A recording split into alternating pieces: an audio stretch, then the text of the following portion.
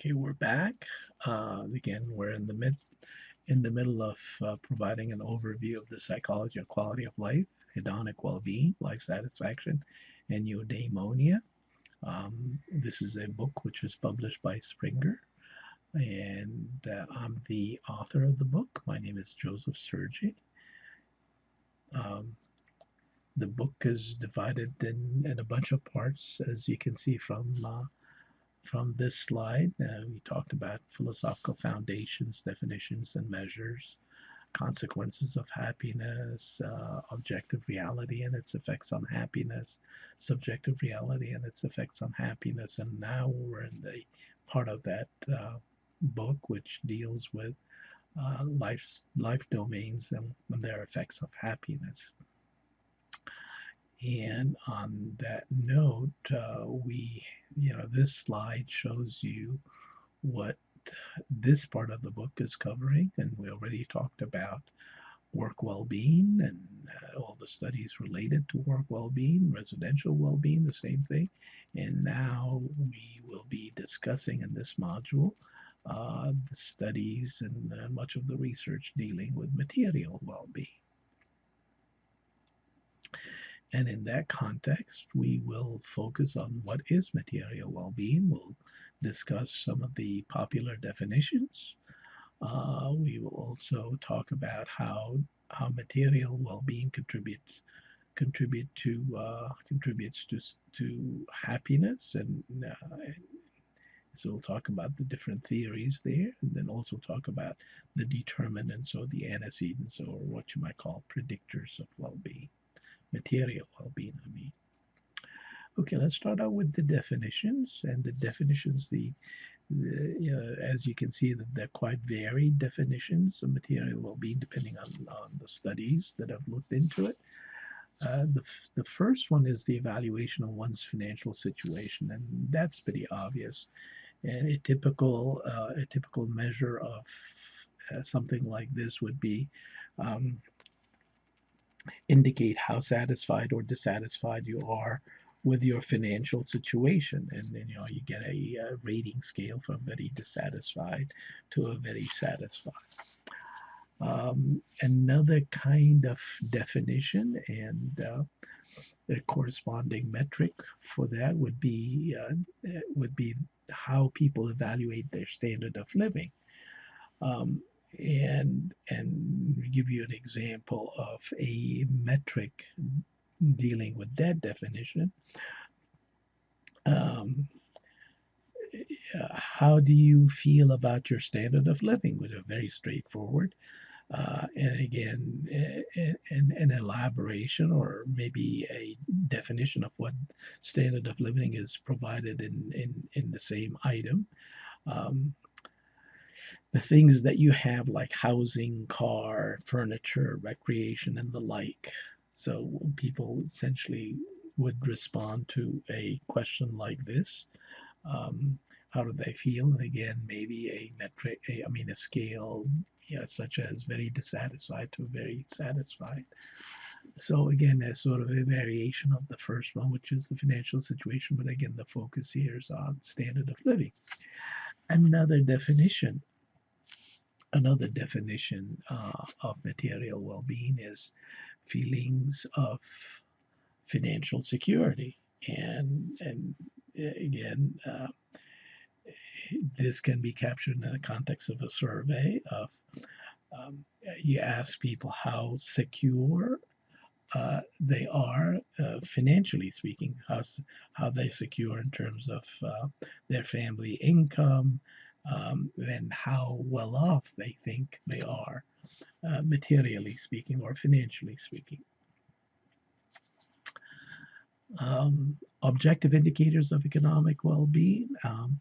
This is some social scientists have used um, the actual personal balance sheet that people have, which is very objective uh, at the personal level, but also at the societal level or at the national level. Again, a lot of economists have captured GDP or GDP per capita or economic growth or purchasing power as surrogates or what you call indicators of economic well-being, which again um, is another way of looking at material well-being.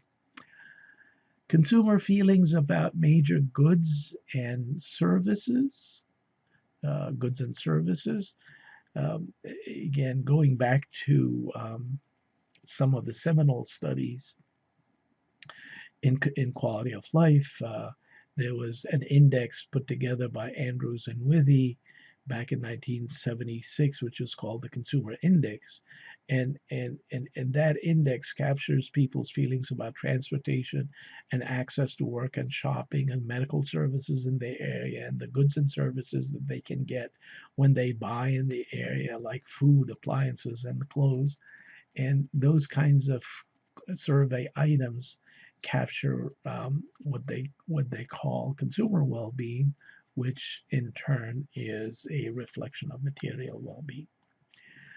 Another one is satisfaction with the acquisition of consumer goods and services and possession of major consumer durables.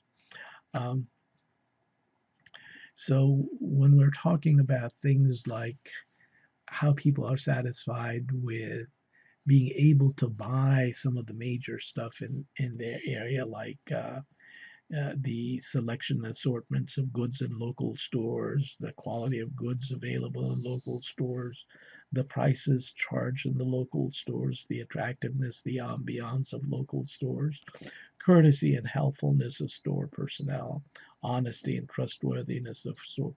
All of these are aspects related to the acquisition of consumer goods and services. And the more they are satisfied with all of these things in relation to, their retail establishments in the local area, the more that is indicative of what you call material well-being. But when it comes to material possession, things like how people are satisfied with some of the major durable goods, such as house, furnishing and appliances, automobiles and trucks, and clothing, furnishings, and jewelry, savings and investments, and the like. Another way of capturing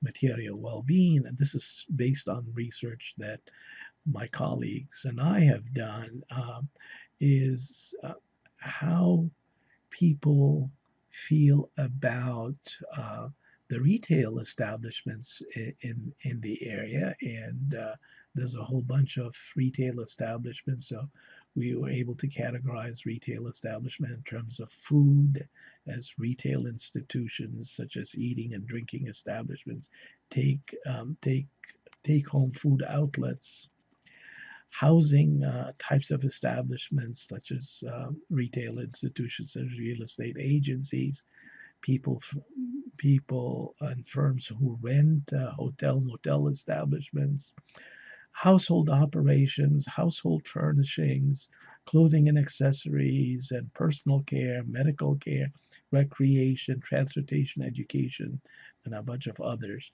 So we're talking about the retail establishment associated with all those categories of consumer goods. And the supposition is that when people express a high level of satisfaction with those retail establishment, that is a reflection of material well-being. Another way of capturing material well-being, and again, this is based on research that my colleagues and I have done, is we looked at the consumption life cycle. And in the context of consumption life cycle is that if people are happy with the acquisition, the preparation, the possession, consumption, and maintenance and disposable of material goods within their local area, then that is a reflection of material well-being. So when we're talking about acquisition of whatever they need, again, of material goods, if there's enough shopping centers, enough retail stores, and they don't have to go outside of the local area, that means they're satisfied with the acquisition, with the buying of material goods that they need. How about in terms of once they get those goods at home and they assemble them, put them together, for consumption, whether they are easy to prepare or difficult to prepare. Again, if they have these generalized feelings about the preparation of material goods for consumption, then also that feeds into material well-being.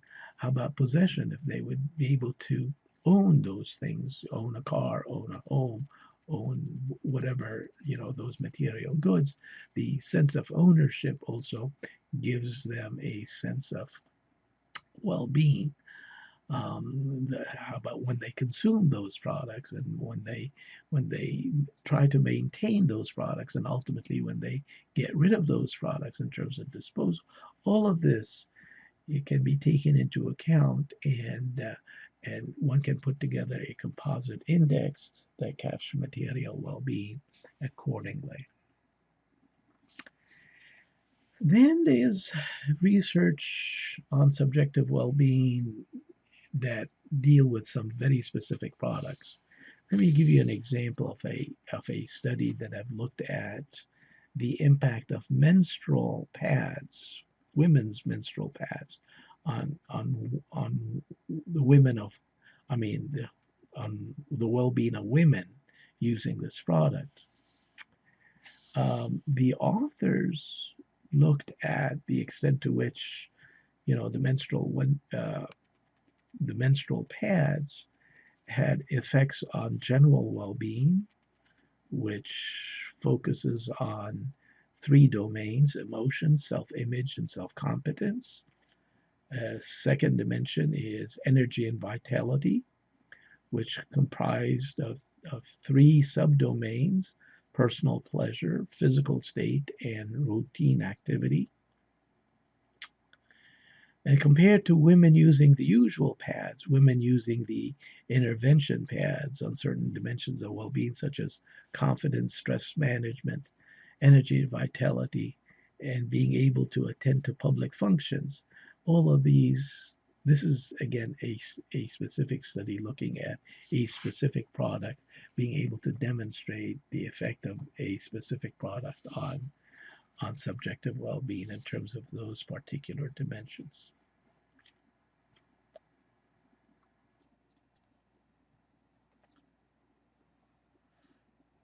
Okay, now what we're gonna do is discuss um, this, or try to answer the question: does material well-being contribute significantly to happiness, and if so, how? And there's just multitude of research dealing with this question, and there's so much empirical evidence suggesting that yes, material well-being does contribute significantly to subjective well-being and life satisfaction.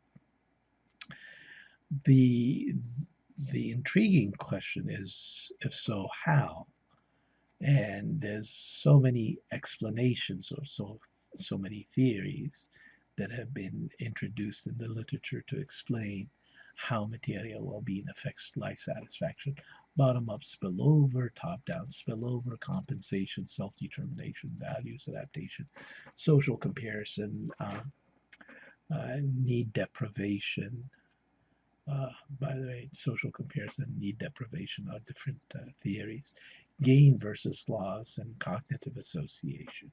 So let's discuss those. Again, bottom up spillover is something that we discussed over and over again. It's a very popular theory in quality of life and in well-being research, and it focuses on a satisfaction hierarchy in which life satisfaction is very much determined by domain satisfaction. Uh, Domain satisfaction, for example, of in work life, in family life, in social life, in financial life, or what you call material life. So material life is one of those domains that ultimately affects life satisfaction.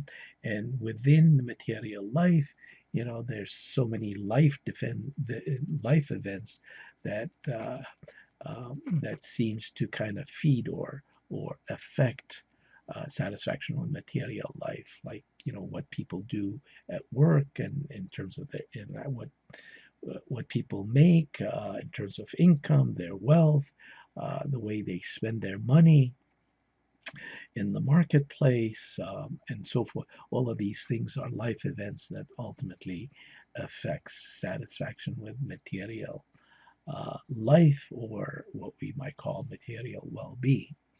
So that's the explanation of how life satisfaction is very much affected by the satisfaction related to all these aspects dealing with income, uh, as well uh, as well as the spending of money on material goods. Top-down spillover, again, is a very popular theory in quality of life studies, and it focuses on the converse, or maybe the reverse of the bottom-up spillover, which says that, well, it's the reverse causation. When people become happy and satisfied with their lives, that generalized feeling, that generalized positivity that people have, kind of trickles down from top down to those different life domains. So people are happy in life in general, then they're very likely to kind of express happiness in terms of material life, in terms of work life, in terms of family life, and so forth. That's a top down kind of spillover. So in this context, if people are happy with their lives in general, then they're very likely to express happiness in their material domain, material life. The compensation theory says that uh, what people do is, if they are dissatisfied in a certain domain, let's say if they are not satisfied with their possibly uh, with their family life, then what they do is they compensate for the lack of satisfaction in family life by investing more resources in material life, like, for example, making more income, or using income to purchase material goods, and the satisfaction that comes from income, as well as the spending of that income, compensates for dissatisfaction in other life domains, and therefore they would be able to maintain a certain acceptable level of life satisfaction. That's what the compensation theory tells us. Um, when it comes to self-determination, there's the theory of self-determination, which is not necessarily the self-determination theory that is well known in psychology, dealing with those three dimensions of competence, autonomy, and relatedness. We're not talking about that. In this context, self-determination is about money, wealth, and financial success. Gives people a sense of control, personal control, and pride in themselves.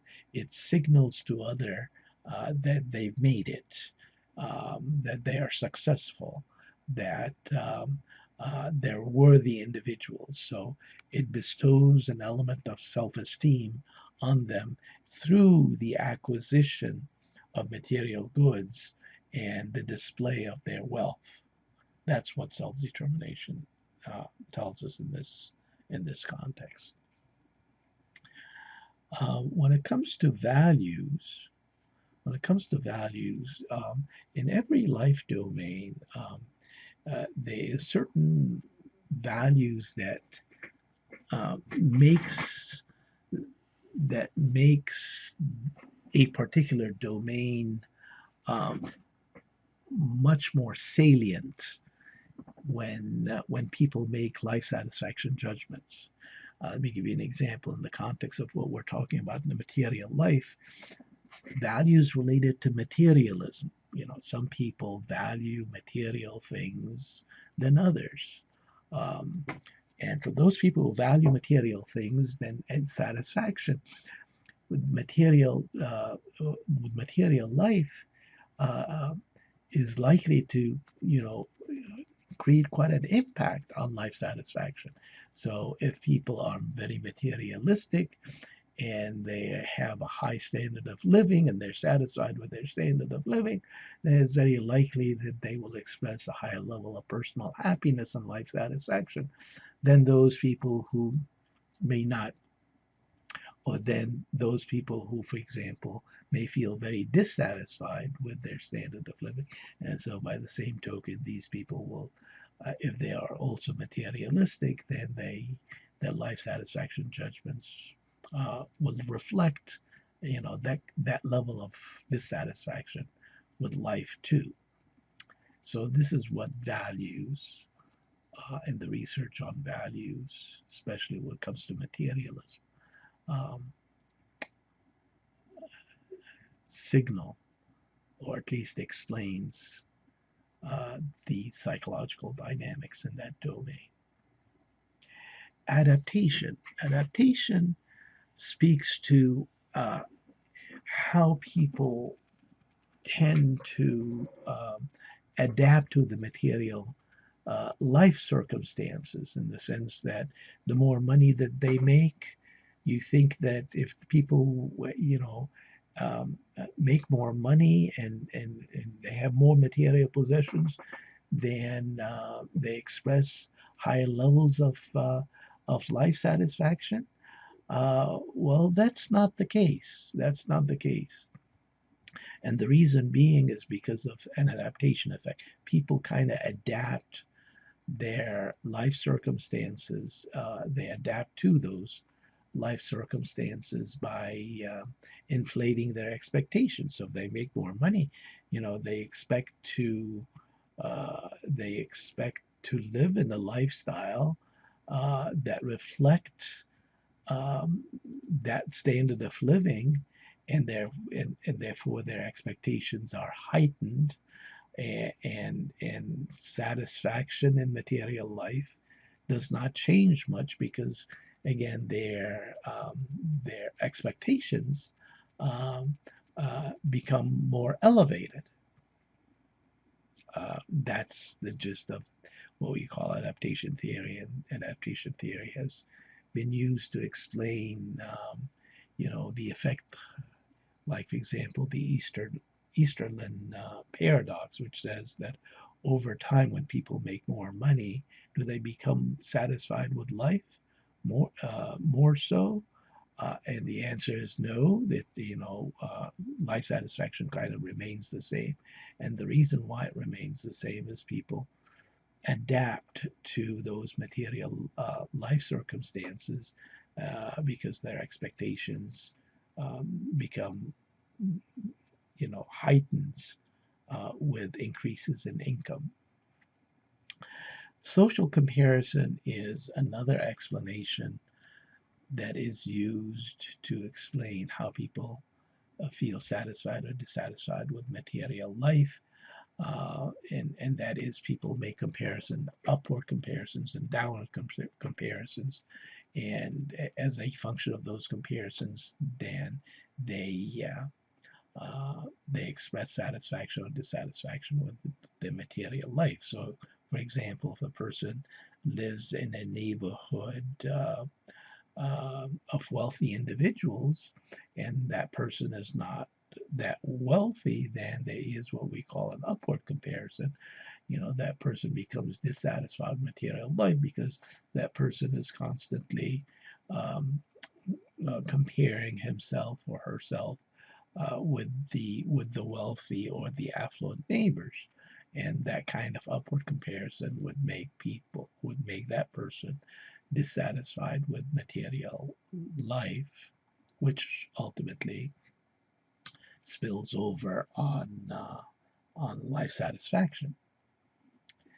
Need deprivation is a different theory, and it says that when people are poor and they make more money, then their needs, their material needs that have been long been deprived, makes them feel very happy with their material circumstances, or at least the new and changed material circumstances, and these feelings spill over to life satisfaction in a big way. But when it comes to wealthy people, again, there's no necessarily what you call deprivation of material needs, and therefore um, changes in income or more income does not necessarily lead to greater satisfaction in material life, and therefore no changes in life satisfaction.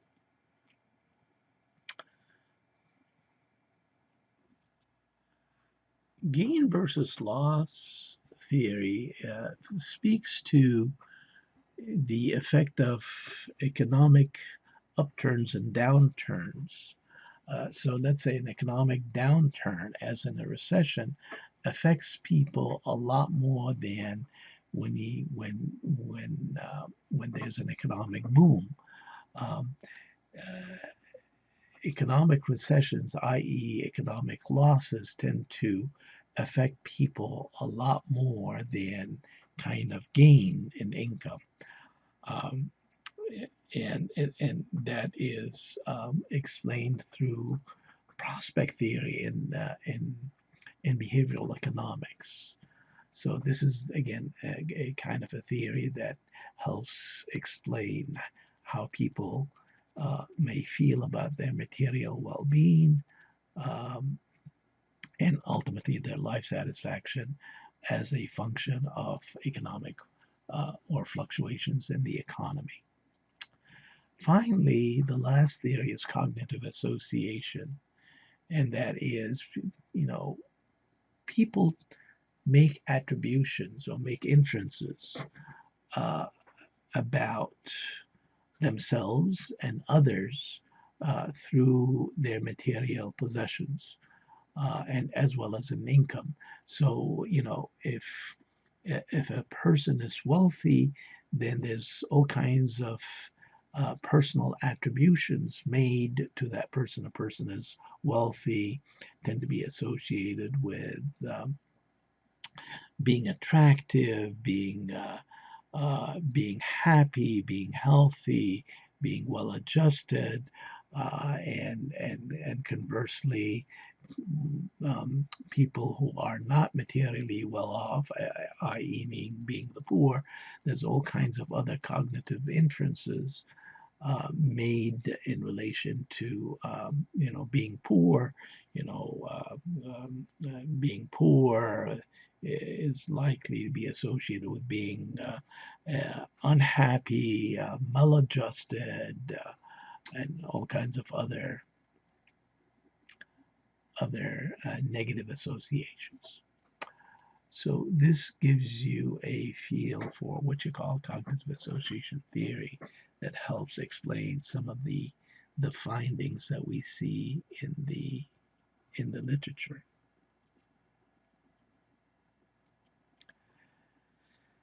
Now let's look at some of the predictors of material well-being. And a whole bunch of studies have shown that objective financial circumstances, if you look at a personal, as in financial balance sheet, people who have more assets, more net worth, tend to um, experience higher levels of material well-being, and ultimately that spills over to life satisfaction. So, much research has shown that, objective financial circumstances does indeed contribute to high levels of material well-being. Then there's a whole bunch of other research dealing with materialism and compulsive consumption. And in that research, again, the focus is that those people who are materialistic tend to express um, lower levels of material well-being. Like, for example, if we're talking about standard of living, then people who are materialistic tend to express dissatisfaction with their standard of living. And, possibly the reason being is because people who are materialistic tend to um, have higher expectations uh, of having wealth and spending money on consumer goods, and that may not be realized, and therefore materialism does contribute to lower life satisfaction because of this process. And the same thing can be said with compulsive consumption, and the association between materialism and consumption, compulsive consumption, and that is materialistic people tend to consume much more so in a compulsive manner than those people who are less materialistic, because uh, they expect that material possessions, material goods would make them happy, but ultimately, uh, these acquisitions, material acquisitions, and material possessions do not contribute to life satisfaction, because it get people into debt, and it takes away time and energy from other things that are much more likely to contribute to life satisfaction, such as relationships. Another stream of research that looked into the predictors of material well-being involves consumption life cycle. And again, this is based on some of the research that my colleagues and I have done.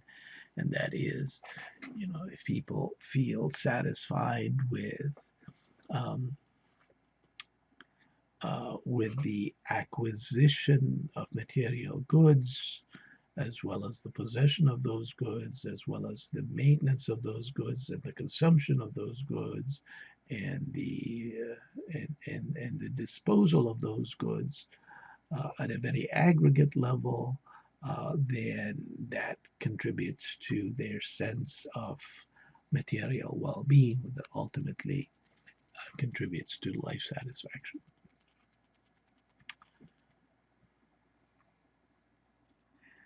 Then there's this other set of predictors dealing with consumption life satisfaction. And in this case, there's a whole bunch of studies that have been conducted to try and figure out the effect of consuming a specific product or service on life satisfaction. Like, for example, going to a hospital, or the healthcare system in the community. How does that affect life satisfaction of residents in the community?